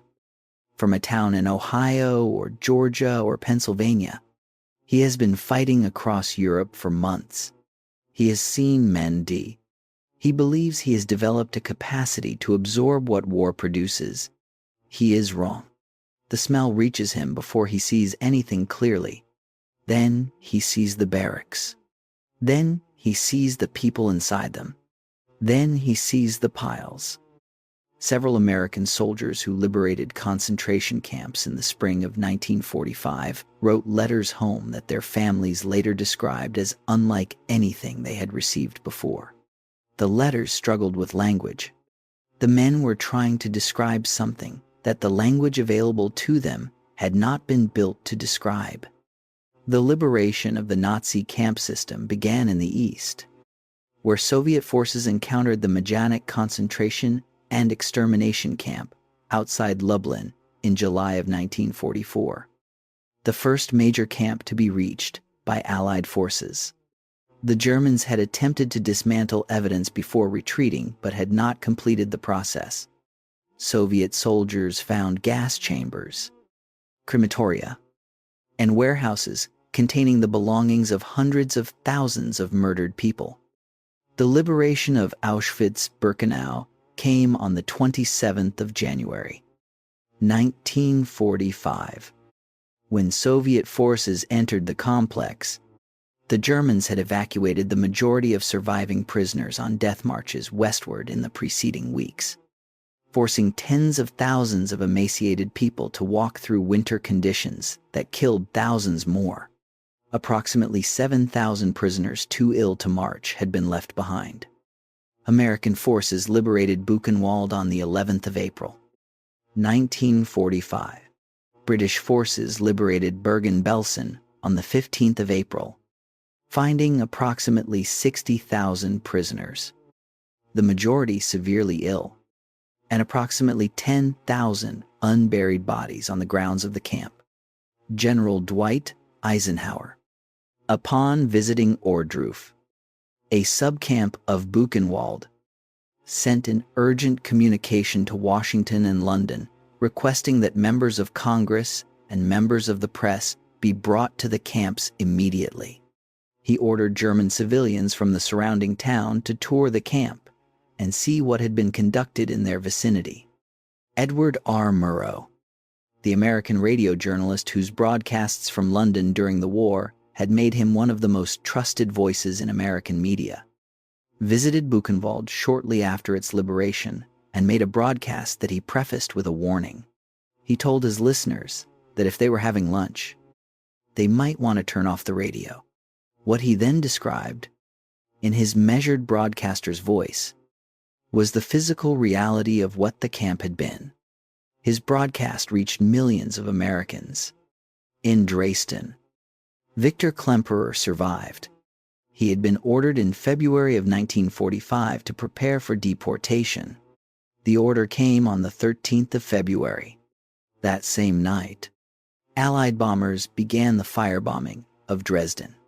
In the chaos that followed, Klemperer and Eva removed his yellow star and fled the city on foot, moving through the ruined landscape of a collapsing Germany. His diary records the experience with the same precise attention to detail that had characterized every entry for 12 years. He noted the weather. He noted what they ate. He noted the faces of the German civilians they passed, who were now themselves refugees in the wreckage of the world their government had built. He survived. Eva survived. Not because the system relented, because it collapsed before it could finish what it had started. He was one of the lucky ones. The survivors who walked out of the liberated camps into the spring of 1945 faced a situation that the world was not prepared to address. They were, in the most literal sense, people without a place. Their homes had been seized or destroyed. Their families were dead. Their communities had been erased. The displaced persons camps established by Allied forces across Germany and Austria were intended as temporary facilities. They became, for hundreds of thousands of Jewish survivors, home for months and, in some cases, years. A report commissioned by President Harry Truman in the summer of 1945, written by the American lawyer Earl Harrison, found that the treatment of Jewish survivors in many facilities fell far short of what their situation demanded. Conditions improved over subsequent months as resources were committed, and the Displaced Persons Act eventually allowed hundreds of thousands of people to find new homes. But the political resistance that shaped early policy extended the suffering of the war's aftermath for years. Britain maintained severe restrictions on Jewish immigration to Palestine throughout the immediate post-war period. The post-war debates about Jewish refugees, Palestine, and the British Mandate were complex, involving competing national claims, imperial interests, the situation of the Arab population of Palestine, and the desperate urgency of Jewish survivors with nowhere else to go. These debates contributed to the political pressure that produced the United Nations Partition Plan for Palestine in November of 1947 and the establishment of the State of Israel in May of 1948.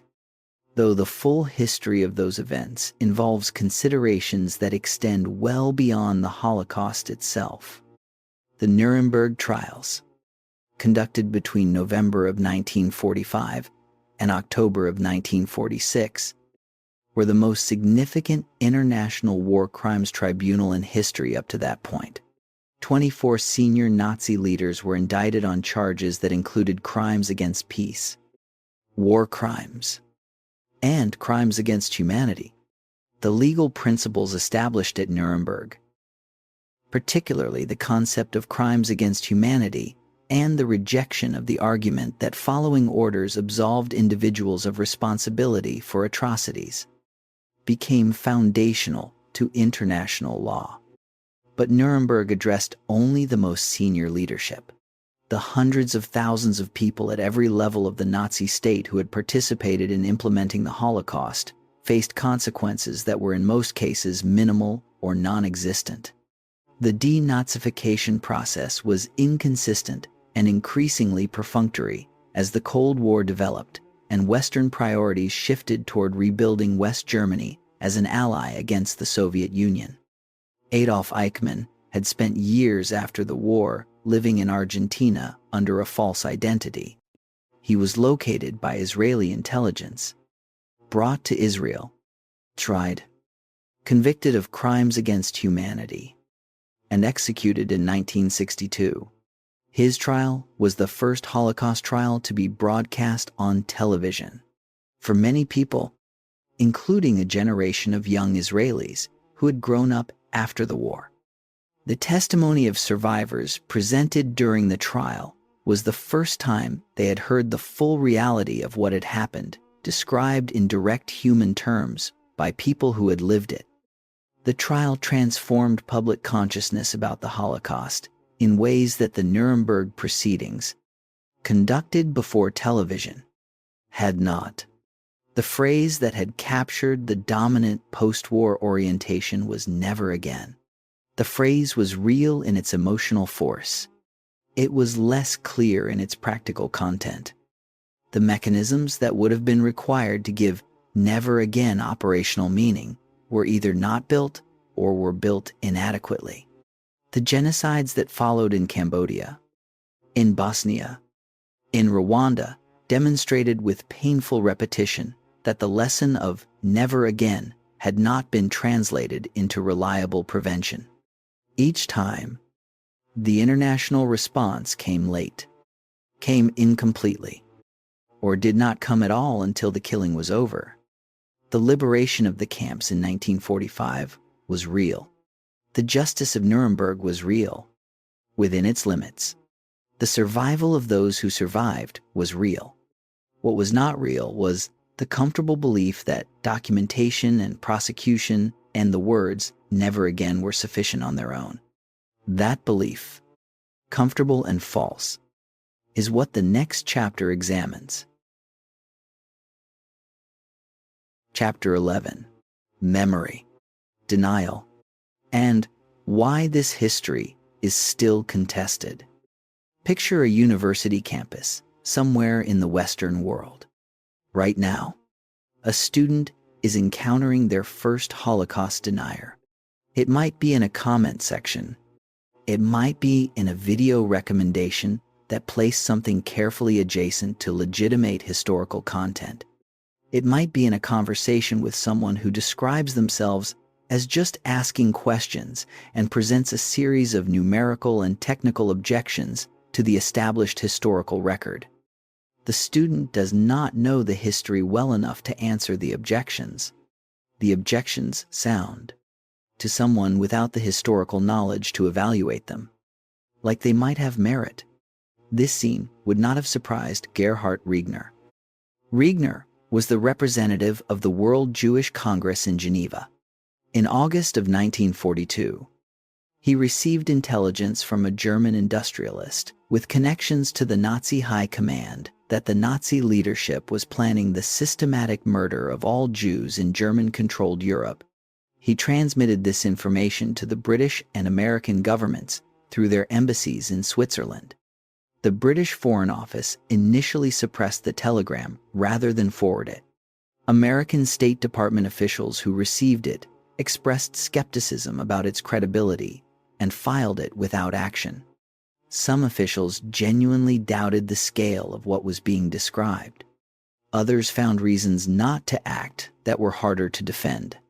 The line between doubt and willful inaction was not always clear, and historians have debated where individual officials fell on that spectrum. Riegner spent the rest of his life. He died in 2001, working in international human rights law.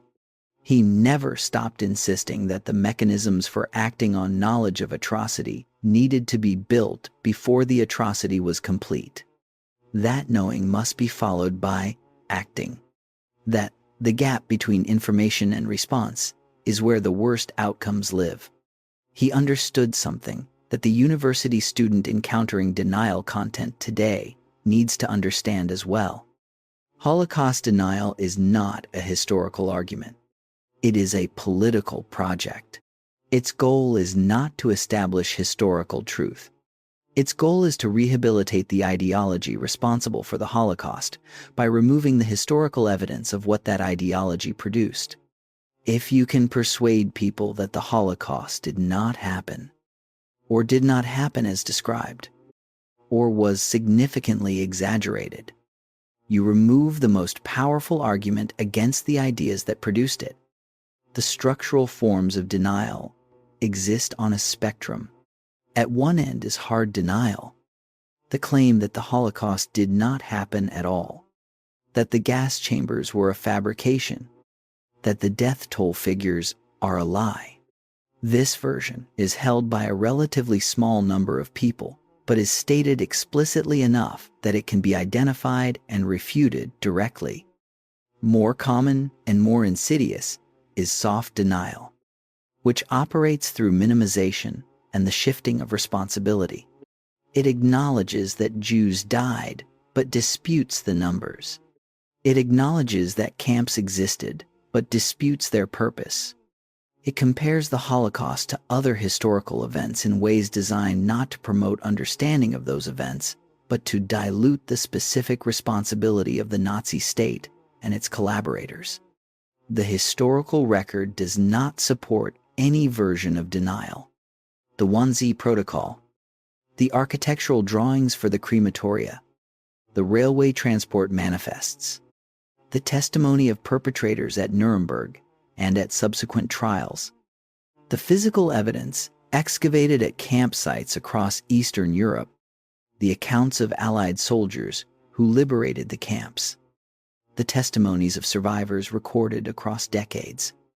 These sources do not leave room for legitimate historical dispute about what happened. The historian Deborah Lipstadt, in her foundational study of Holocaust denial, published in 1993, traced the intellectual and organizational history of the denial movement and documented its connections to post-war anti-Semitic political networks. Lipstadt was subsequently sued for libel in a British court by the Holocaust denier David Irving, whom she had named in her book. The trial, conducted in London in 2000, produced a judgment in Lipstadt's favor that included a detailed finding of fact by the judge that Irving had deliberately distorted historical evidence in his writings about the Holocaust. Many European countries have laws that criminalize Holocaust denial, reflecting a specific judgment that this form of speech functions not as historical argument, but as incitement. These laws are contested on free speech grounds by some civil libertarians, a debate that reflects genuine tensions between the values of free expression and the documented harm of genocidal incitement. The debate itself is legitimate. The historical record that the laws protect is not in doubt. Major social media platforms have faced sustained pressure to address Holocaust denial content, with varying degrees of responsiveness and consistency.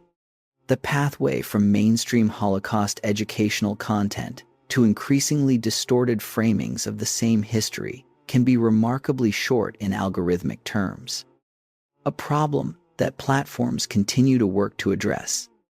The contemporary landscape of anti-Semitism is directly connected to the history this documentary has examined, though the connection requires care to describe accurately.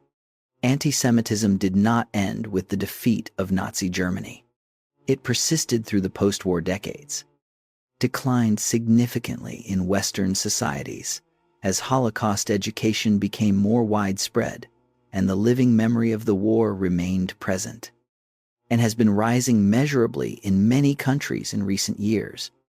Organizations that have tracked anti-Semitic incidents for decades have documented significant increases in harassment, vandalism, and assault across multiple countries. The specific forms that contemporary anti-Semitism takes vary by context and by the political orientation of the people expressing it. On the far right, it appears in the form of explicit aware Nazi ideology and related conspiracy theories. In other contexts, it appears in the form of conspiracy theories that recycle tropes with a lineage traceable directly to the propaganda that preceded the Holocaust.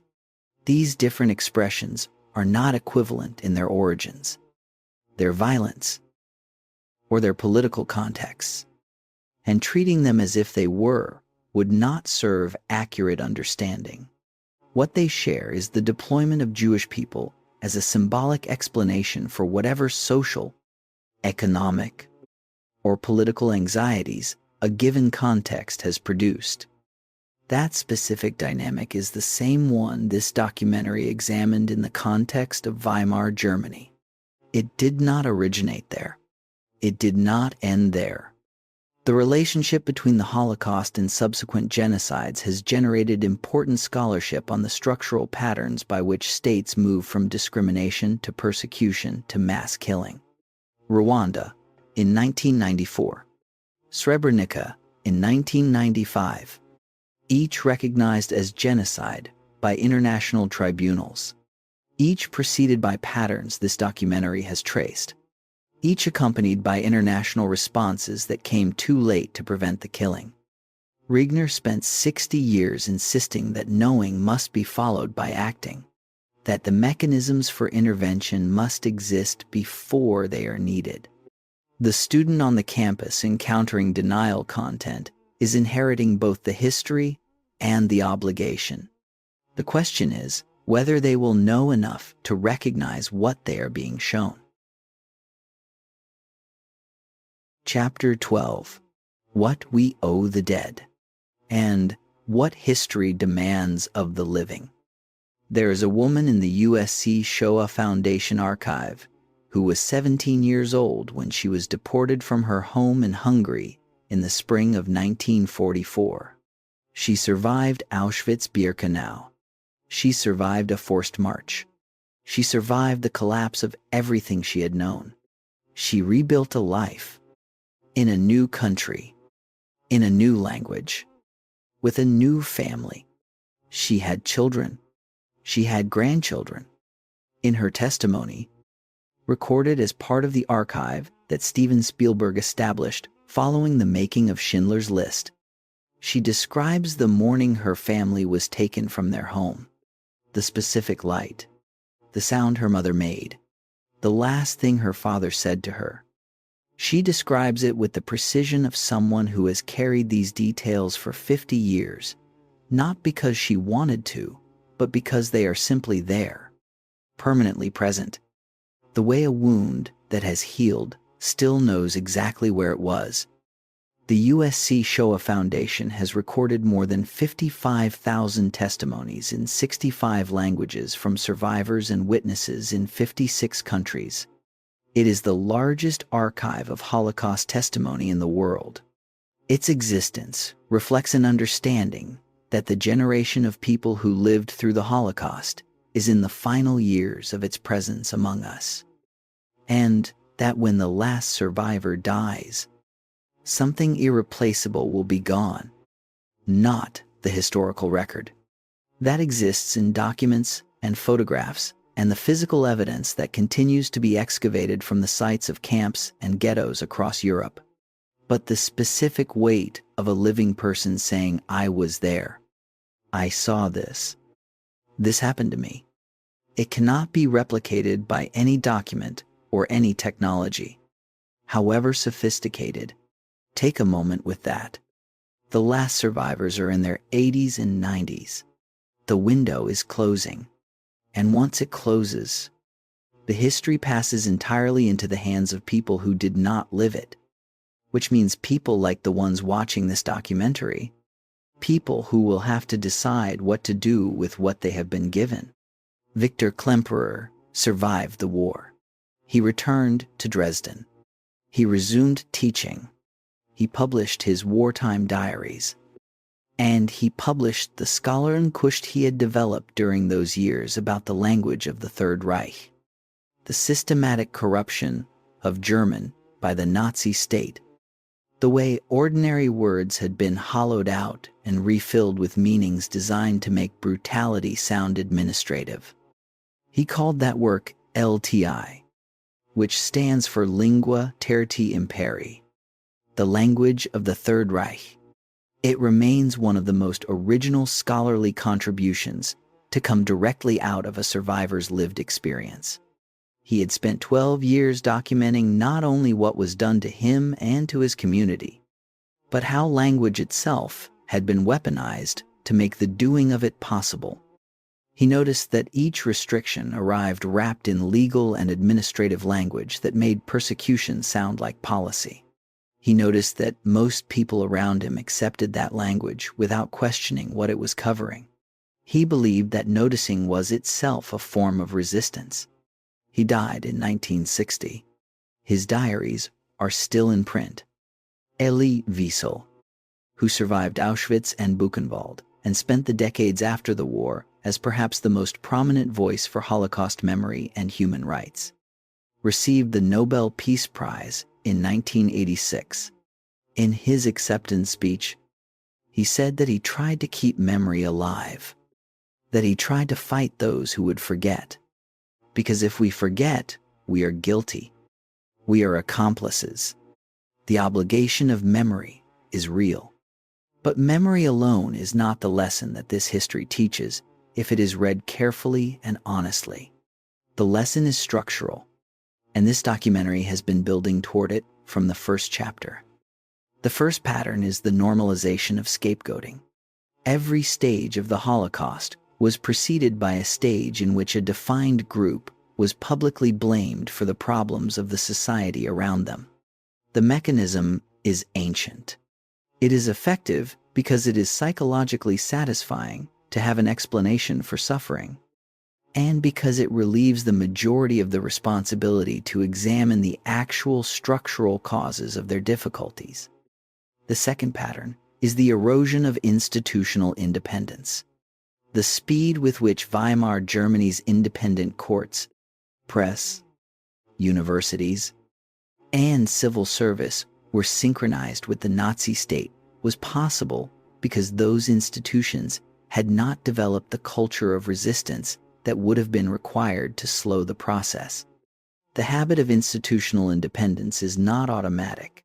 It has to be cultivated, practiced, and defended.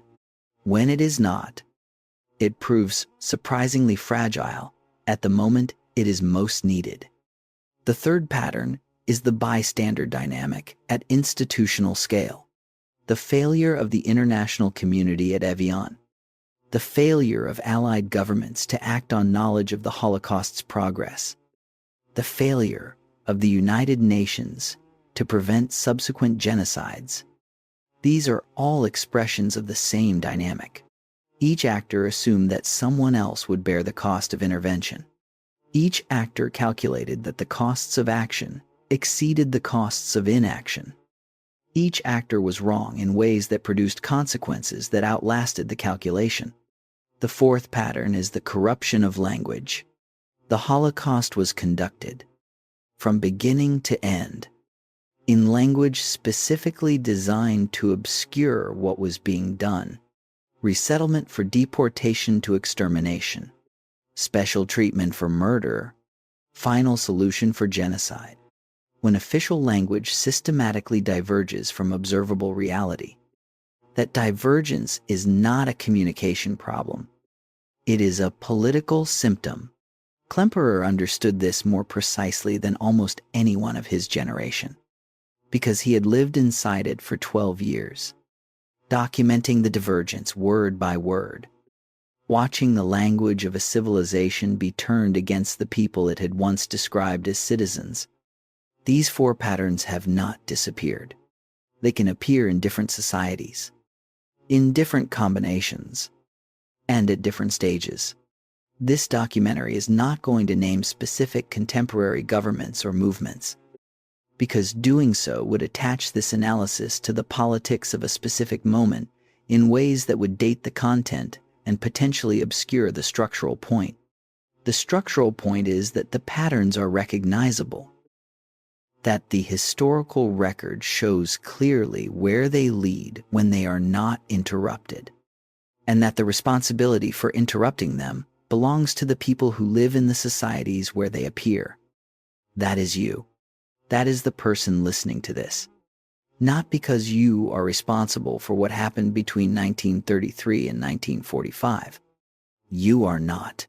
But because the institutions, the habits of thought, and the civic courage that could have interrupted what happened in those years are the same institutions, habits of thought, and civic courage that every society requires from its members in every generation.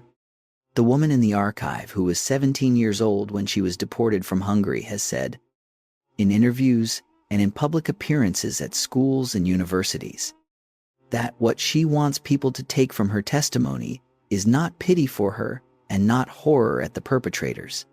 She wants them to understand that it began with words, that it began with laws, that it began with ordinary people deciding that the dignity of another group of people was negotiable in ways that their own dignity was not. And then, one day the truck came. The 6 million Jewish men, women, and children murdered in the Holocaust were not abstractions. They were Viktor Klemperer's colleagues who said nothing when he was dismissed from his position. They were the physician in Berlin with his military medals and his daughter studying law.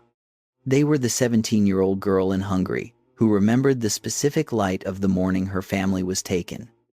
They were the 23-year-old commander in Warsaw who knew his uprising could not win and chose to fight anyway.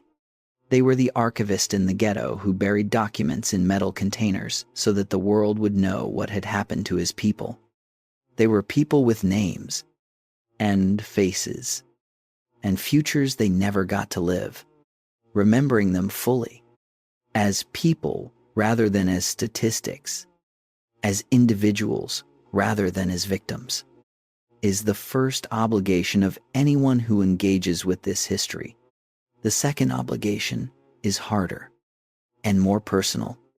It is to take what this history shows about how ordinary societies produce extraordinary evil, and to apply that understanding to the world you actually live in, to the institutions around you, to the language being used in the public conversation of your own time, to the choices that are available to you that were not available to the people who came before.